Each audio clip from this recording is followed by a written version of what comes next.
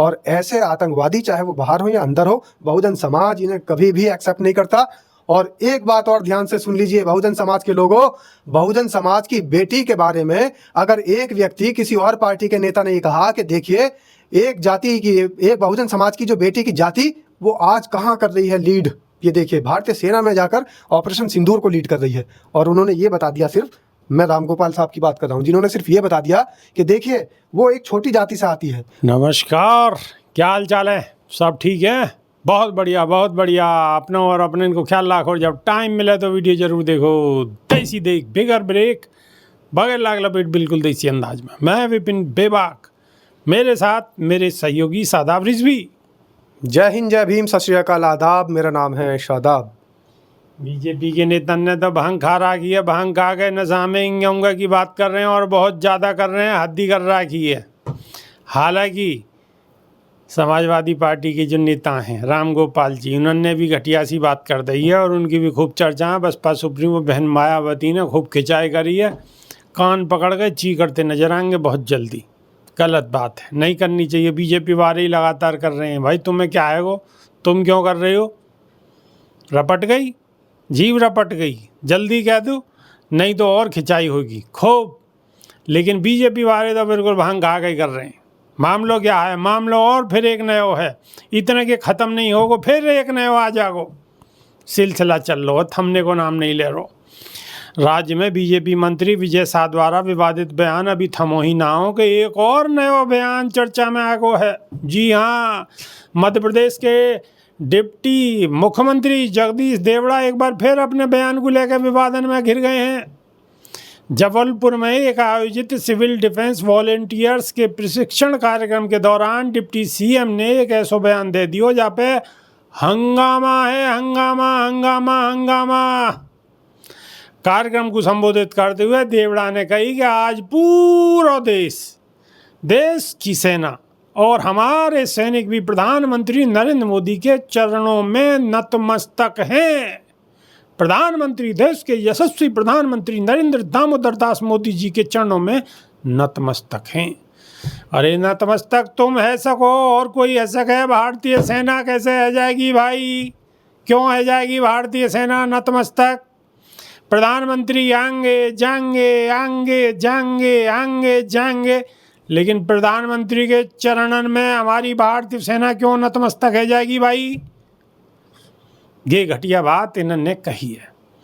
यह बयान के साथ ही उन्होंने कही है कि जा तरह प्रधानमंत्री मोदी ने हाल ही में पहलगाम अटैक को बदलो लियो है। भाई कौन तो बदलो लियो है, हमें तो सल नहीं है।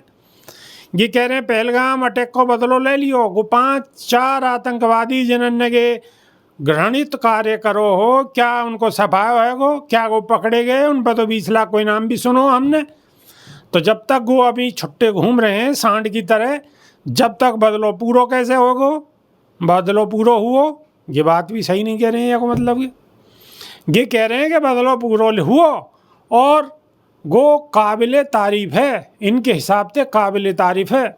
देवड़ा के बयान पर कार्यक्रम स्थल पर मौजूद लोगों ने प्रधानमंत्री मोदी के नहीं है ताली भी बजाई। थाली होती तो थाली भी बजा देते। डिप्टी सीएम को कहना है कि पीएम मोदी की नीति और फैसले के कारण ही देश की सुरक्षा व्यवस्था मजबूत हुई है। अगर मजबूत हुई है तो आतंकवादी कैसे घुस जाए हैं? पुलवामा कैसे हुआ पुलवामा? वाके बाद गया मामलों कैसे हुआ? उन्होंने ये भी दावा करो है कि देश की सीमा पहले तो ज़्यादा सुरक्षित है और यहाँ को पूरा श्रेय प्रधानमंत्री मोदी को जाए। यानी सेना तो कोई काम ही नहीं कर रही, प्रधानमंत्री ही सेना को रखा रहे। देवड़ा ने आगे कही कि मन में बहुत क्रोध हो कि जो पर्यटक गए उनको धर्म पूछकर चुन चुन कर मारा गया। महिलाओं को एक तरफ खड़ो करके उनके सामने ही गोली मार देगी, बच्चन के सामने गोली मार देगी। वह दिन पूरा देश के दिमाग में तनाव हो। जब तक या को बदलो नहीं लियो जागो तब तक उन लोगों को नहीं मारो जागो जिन्होंने मातान के सिंदूर को मिटाने को काम करो, तब तक चैन की सांस नहीं लेंगे। हालांकि देवड़ा को के बयान अब विवादन को विषय बहुत घनघोर तरीका से बन गो है। तो शादाब रिजवी आपने पूरी वार्तालाप सुन ली होगी। बिल्कुल जो कि देवड़ा जी कह रहे हैं सारी बात आपकी समझ में आ गई होगी, तो तुरंत अपनी प्रतिक्रिया पेश करें। मेरी प्रतिक्रिया तो ये है कि ये जो देवड़ा जी बयान दे रहे हैं या फिर विजय शाह बयान दे रहे हैं, ये बयान दे नहीं रहे हैं, बयान इनसे दिलाए जा रहे हैं। अच्छा, ध्यान भटकाना है। कई बार कहा ना बहन जी ने कि मामलों से, मुद्दों से भटकाने के लिए भारतीय जनता पार्टी हमेशा से प्रयासरत रहती है।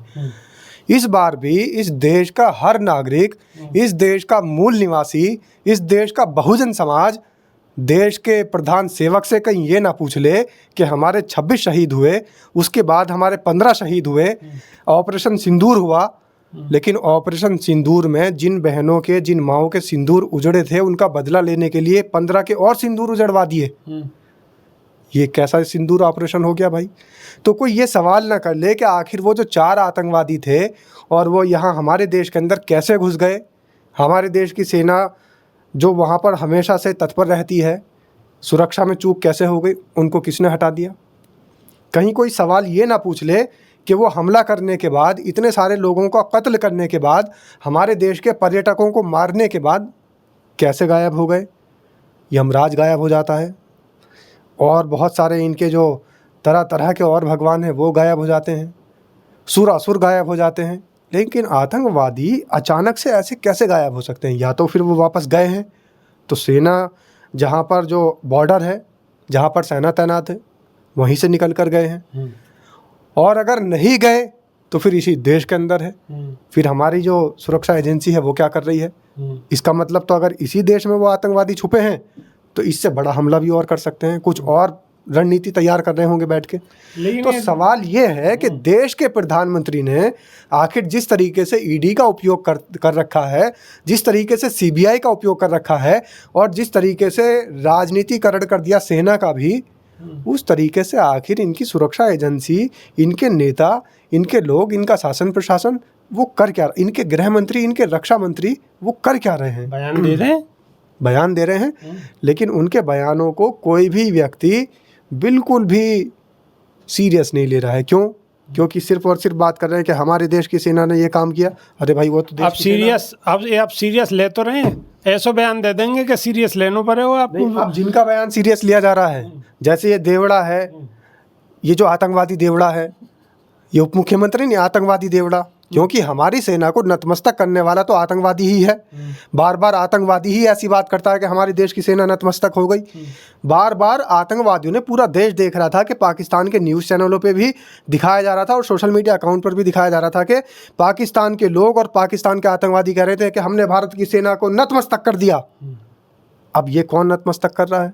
इसका मतलब ये है कि ये उन्हीं का बिछड़ा हुआ भाई है जो कुंभ के मेले में कहीं बिछड़ गया था। अब आतंकवादी भी कह रहे हैं उधर से कि भारतीय सेना को नतमस्तक कर दिया, और हमारे देश के अंदर ये बैठा हुआ आतंकवादी ये कह रहा है कि मोदी जी के सामने नतमस्तक कर दिया। बात सेना के नतमस्तक करने की है, बात ये नहीं है कि पाकिस्तान के सामने कर दिया या मोदी के सामने कर दिया। बात है सेना के शौर्य की, और बात है सेना के अभिमान की और स्वाभिमान की, कि सेना का नतमस्तक हो जाना किसी एक नेता के सामने, किसी एक देश के सामने बिल्कुल बराबर है। तो जैसे पाकिस्तान के बैठे हुए आतंकवादी सेना का नतमस्तक का नाच करने के लिए लगातार तत्पर रहते हैं, इसी तरीके से ये व्यक्ति सेना को नतमस्तक होते हुए सेना का नाच देखना चाह रहा है। और ऐसे आतंकवादी, चाहे वो बाहर हो या अंदर हो, बहुजन समाज इन्हें कभी भी एक्सेप्ट नहीं करता। और एक बात और ध्यान से सुन लीजिए बहुजन समाज के लोगों, बहुजन समाज की बेटी के बारे में अगर एक व्यक्ति, किसी और पार्टी के नेता ने ये कहा कि देखिए एक जाति की, एक बहुजन समाज की जो बेटी की जाति, वो आज कहाँ कर रही है लीड, ये देखिए भारतीय सेना में जाकर ऑपरेशन सिंदूर को लीड कर रही है।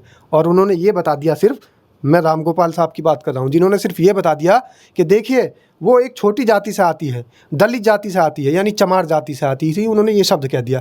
मैं तो ये कहता हूँ कि चमार शब्द कहाँ गलत है?